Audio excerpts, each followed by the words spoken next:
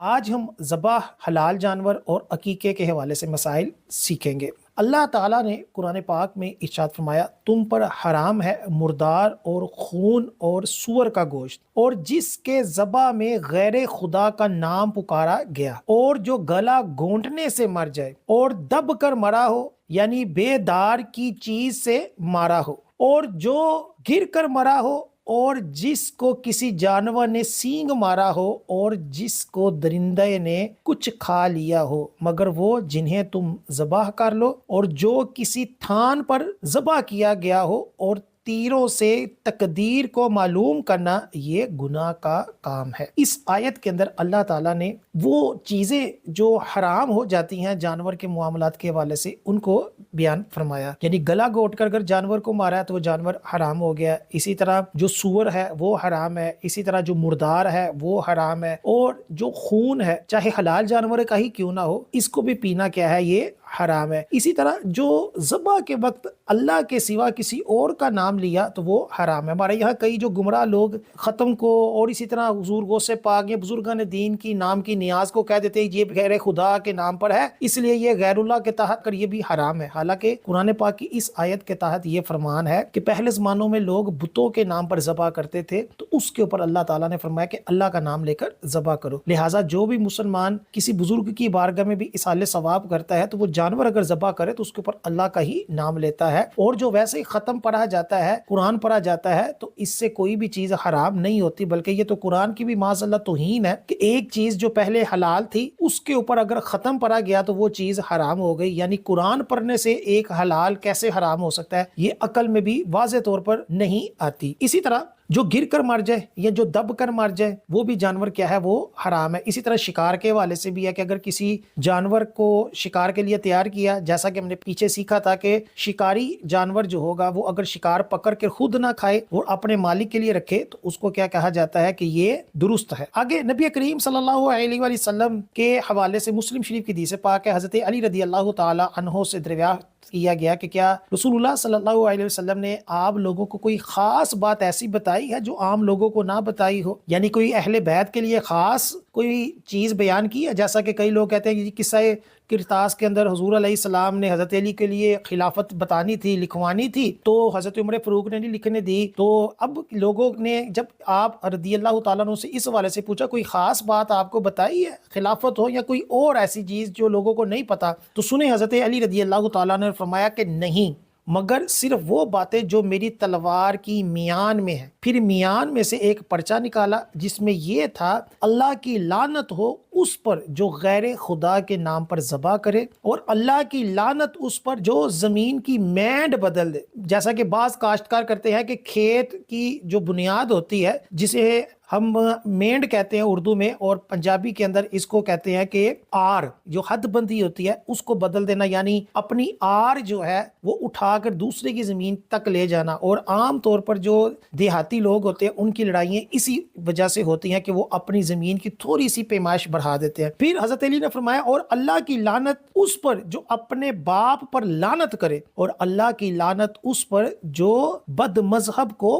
پناہ دے، یعنی یہ خاص فرامین آقا علیہ السلام نے فرمائے کہ جو غیر اللہ کے نام پر ذبح کرے، اور جو اپنے باپ کے اوپر لعنت کرے، اور جو بد مذہب کو پناہ دے، یعنی اس کے ساتھ شفقت کرے۔ آج ہمارے یہاں کوئی بد مذہب کو یا کسی کافر کو برا کہے تو لوگوں کے بڑے حقوق جاگ جاتے ہیں، اور مسلمانوں کے اوپر جتنا مرضی ظلم و ستم ہوتا رہے اس کے اوپر خاموش ہی رہتے ہیں۔ تو آقا علیہ السلام نے کیا فرمایا، اللہ کی لعنت ہو جو کیا کرے، بد مذہب کو پناہ دے، اس کے اوپر شفقت رکھے۔ آج گستاخوں کے لوگ حمایتی بن جاتے ہیں، اور بجائے اس کے کہ اس کی گستاخی کو مذموم قرار دے بلکہ اس کی تعریفیں کرنا، اس کو مظلوم ثابت کرنا شروع ہو جاتے ہیں۔ ایسا دور آ گیا ہے۔ اسی طرح بخاری شریف کی حدیث پاک حضرت عائشہ صدیقہ رضی اللہ تعالیٰ عنہ سے مروی ہے، لوگوں نے عرض کی یا رسول اللہ صلی اللہ علیہ وسلم، کچھ لوگ ابھی نئے مسلمان ہوئے ہیں اور ہمارے پاس گوشت لاتے ہیں، ہمیں نہیں معلوم کہ انہوں نے ذبح کے وقت اللہ کا نام لیا ہے یا نہیں، تو نبی کریم صلی اللہ علیہ وسلم نے فرمایا کہ تم بسم اللہ کہو اور کھاؤ، یعنی اس احتمال میں نہ پڑھو کہ ذبح کے وقت بسم اللہ پڑھی گئی ہے یا نہیں پڑھی گئی۔ اسی طرح جو مسلمانوں کے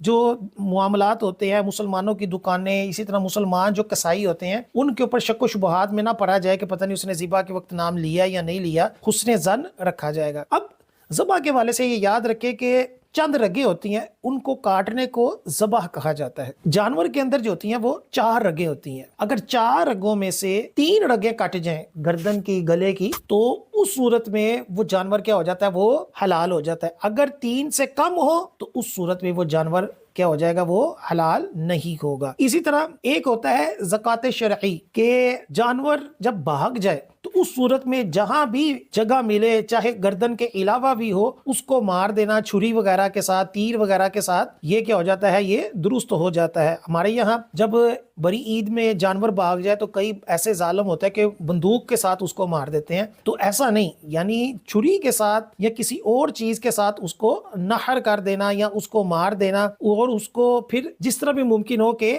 ذبح کر دیا، تو اس کو کہہ دیتے ہیں کہ لو جی یہ شرعی طور پر جو ہے وہ مجبوری کی حالت میں کیا گیا، اس کا معاملہ کیا ہے، وہ اور ہے۔ اور اگر ویسے ہی ذبح آرام سے ہو رہا ہے اور اس کے اندر سستی کی تو اس کا معاملہ کیا ہے، وہ اور ہے۔ اور اس کے اندر کئی لوگ جب ایک آدھی رگ کاٹ کر اس کو چھوڑ دے، تڑپتا چھوڑ دے، تو جانور کیا ہو جائے گا، وہ حلال نہیں ہوگا۔ اور اسی طرح ذبح کے بھی حوالے سے ہم نے قربانی کے اندر سارا مسائل بیان کیے کہ اس کو اچھے طریقے سے ذبح کیا جائے اور اس کے لیے آسانی پیدا کی جائے۔ ذبح کے لیے یہ بھی ضروری ہے کہ ذبح کرنے والا عاقل ہو، پاگل نہ ہو۔ اسی طرح چھوٹا بچہ اگر ہو تو وہ سمجھدار ہو، جو قدرت رکھتا ہو ذبح کرنے کی۔ ذبح کرنے والا مسلم ہو یا کتابی، جو پچھلی کتابوں کو ماننے والا ہو۔ مشرک اور مرتد کا جو ذبیحہ ہوگا وہ کیا ہو جائے گا، وہ حرام ہو جائے گا۔ تو یہ ذبح کے والے سے ہیں۔ پھر آگے چلتے ہیں حلال و حرام جانور کے والے سے۔ نبی کریم صلی اللہ علیہ وآلہ وسلم نے خیبر کے دن کیلے والے درندہ سے اور پنجہ والے پرندے سے اور گھریلو گدے سے ممانت فرمائی۔ یعنی یہ ایک اصول ہے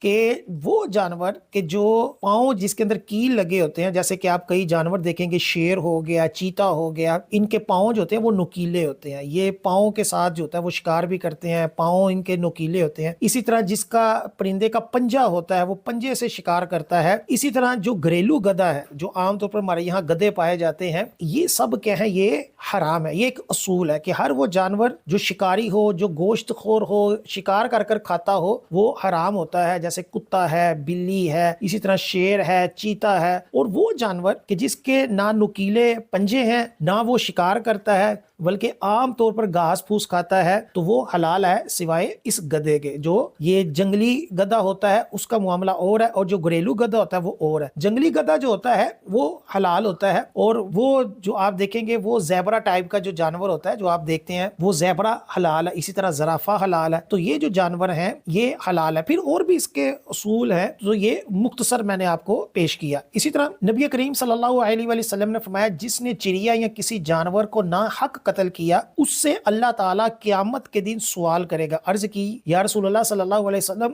اس کا حق کیا ہے؟ آقا علیہ السلام فرمایا اس کا حق یہ ہے کہ ذبح کرے اور کھائے، یہ نہیں کہ سر کاٹے اور پھینک دے۔ یعنی میں نے پہلے بھی آپ کو کہا کہ شکار کے اندر اگر جانور کو شکار کر کر فضول کام کرنا ہے اور جانور کو کھانا بھی نہیں اور اس کی حاجت بھی نہیں، بس جانور ماری جانے ہیں، تو یہ شرعاً جائز نہیں ہے۔ بلکہ آقا علیہ السلام نے کیا فرمایا کہ ذبح کرو پھر اس کو کیا کرو، کھاؤ، اس کو ضائع جانور کو نہ کیا جائے۔ اسی طرح نبی کریم صلی اللہ علیہ وآلہ وسلم جب مدینے میں تشریف لائے، اس زمانے میں یہاں کے لوگ زندہ اونٹ کا کوہان کاٹ لیتے اور زندہ دمبے کی چکی کاٹ لیتے۔ تو حضور علیہ السلام نے فرمایا زندہ جانور کا جو ٹکڑا کاٹ لیا جائے وہ مردار ہے، کھایا نہ جائے۔ یعنی جو زندہ جانور کا حصہ کوئی کاٹ لیا ذبح کے بغیر، تو اس جانور کے گوشت جو ہوگا وہ کھانا جائز نہیں ہوگا، کہ ذبح کے بعد جانور حلال ہوتا ہے، ذبح سے پہلے جائز نہیں۔ اسی طرح جو دریائی جانور ہیں، دریائی چیزیں ہیں، اس میں صرف مچھلی حلال ہے، جو مچھلی کی قسم میں سے ہوگی بس وہی چیز حلال ہوگی۔ اس کے علاوہ دریائی گھوڑا یا دریائی اور جو بڑی مخلوق ہوتی ہیں، یہ کیڑے مکوڑے ہوتے ہیں یا اور ایسی چیزیں جن کا نام اگرچہ فش ہو لیکن وہ شکل اس کی فش والی نہیں ہوتی، وہ ساری چیزیں کیا ہوتی ہیں، وہ حرام ہوتی ہیں۔ اسی طرح خشکی کے جانور پرندے اور درندے، اس کے اندر بھی یہ ہے کہ پرندے بھی 2 قسم کے ہوتے ہیں، خون والے اور بلا خون والے۔ ایسے پرندے جن میں خون ہو اور پنجے سے شکار کرنے والے یا موذی ہو، جیسے چیل ہے، کوا ہے، باز ہے، یہ سب کیا ہے، یہ حرام ہے۔ اور ایسے جانور جن میں بالکل خون نہ ہو یا دم مسفوح نہ ہو، تو ماں سوائے ٹڈی کے، یہ سب کیا ہے، یہ حرام ہے۔ اسی طرح جو کیڑے مکوڑے ہوتے ہیں یہ بھی سب کیا ہے، یہ حرام ہے۔ اور جو اڑنے والے پرندے ہوتے ہیں جیسا کہ چڑیا ہے، کبوتر ہے، طوطا ہے، یہ سب کیا ہے، یہ حلال ہیں. اسی طرح مینا بھی ہے اور بھی کئی اس کی تفصیل ہے. یوں ہی مچھلی اور ٹڈی یہ دونوں بغیر ذبح کیے ہی حلال قرار دیے گئے ہیں. اب آ جاتا ہے عقیقہ. امام بخاری نے سلمان بن عامر رضی اللہ تعالیٰ عنہ سے روایت کی، کہتے ہیں میں نے رسول اللہ صلی اللہ علیہ وسلم کو فرماتے سنا کہ لڑکے کے ساتھ عقیقہ ہے، اس کی طرف سے خون بہاؤ یعنی جانور ذبح کرو، اور اس سے اذیت کو دور کرو یعنی اس کا سر منڈوا دو.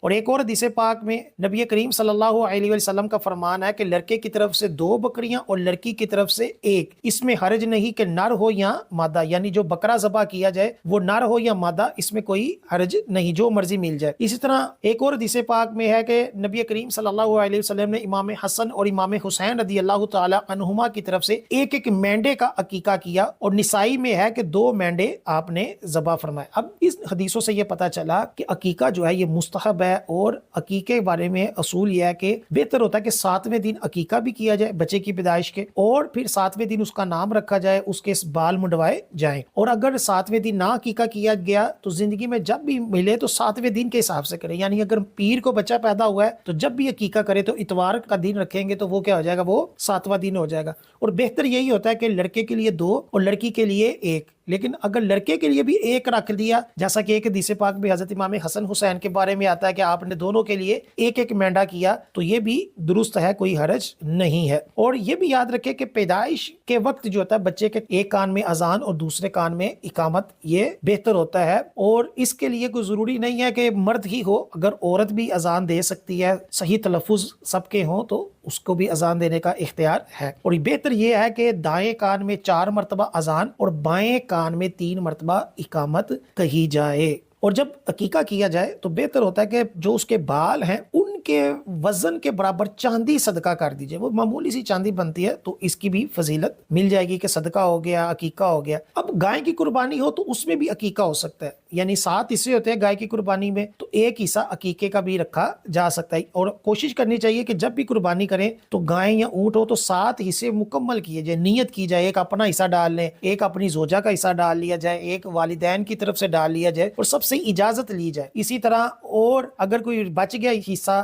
تو اس میں عقیقہ بھی شامل کر لیں. اور بہتر یہ ہوتا ہے کہ سب سے پہلے نبی کریم صلی اللہ علیہ وسلم کی طرف سے قربانی کا حصہ شامل کیا جائے. عقیقے کے جانور کی وہی شرائط ہوتی ہیں جو قربانی کی ہیں، یعنی وہی بکرا 1 سال کا، گائے 2 سال کی اور اونٹ 5 سال کا. اور ہمارے یہاں اس حوالے سے بڑا یہ مشہور ہے کہ عقیقے کا گوشت فلاں نہ کھائے یا فلاں رشتہ دار نہ کھائیں، ایسا کچھ نہیں. سارے رشتہ دار اس کا گوشت کھا سکتے ہیں، پکا کے بھی کھلا سکتے ہیں، کچا بھی تقسیم کیا جا سکتا ہے. اور اس کے بھی 3 حصے کرنا مستحب ہے، جس طرح کہ قربانی کے گوشت کے ہیں، 1 حصہ اپنے لیے، 1 رشتہ داروں کے لیے اور 1 غربا کے لیے. ہاں عقیقے کے اندر بہتر یہ ہوتا ہے، بہتر ہے، ضروری نہیں کہ جانور کی ہڈی نہ توڑی جائے، بلکہ اس کے اوپر سے گوشت اتار لیا جائے کہ ایک اچھی فال ہے، اور جس طرح چاہیں اس کے پکائیں، مگر میٹھا پکایا جائے تو یہ اچھی فال ہے کہ بچے کے اخلاق اچھے ہوں گے.